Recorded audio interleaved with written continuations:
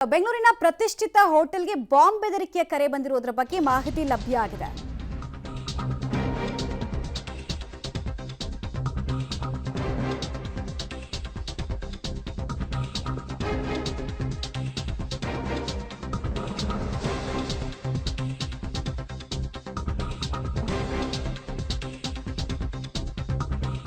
ಮಧ್ಯರಾತ್ರಿ 2 ಗಂಟೆ ಸುಮಾರಿಗೆ ಇಮೇಲ್ ಬಂದಿದೆ. ಸ್ಥಳದಲ್ಲಿ ಬಾಂಬ್ ಸ್ಕ್ವಾಡ್ ಬಂದು ಪರಿಶೀಲನೆಯನ್ನ ಕೂಡ ಹೋಟೆಲ್ ಸಿಬ್ಬಂದಿಗಳ ಮಾಹಿತಿ ಮೇರೆಗೆ ಮಾಡಿದೆ. ಸುತ್ತಲೂ ಕೂಡ ಬ್ಯಾರಿಕೇಡ್ಗಳನ್ನು ಹಾಕಿದ್ದಾರೆ. ಜೊತೆಗೆ ಸೆಕ್ಯೂರಿಟಿ ಥ್ರೆಟ್ಗೆ ಸಂಬಂಧಪಟ್ಟಿರೋದಾಗಿರೋದ್ರಿಂದ ಹೆಚ್ಚಿನ ಪೊಲೀಸ್ ಅಧಿಕಾರಿಗಳು ಕೂಡ ಸ್ಪಾಟ್ಗೆ ವಿಸಿಟ್ ಮಾಡ್ತಾ ಇದ್ದಾರೆ.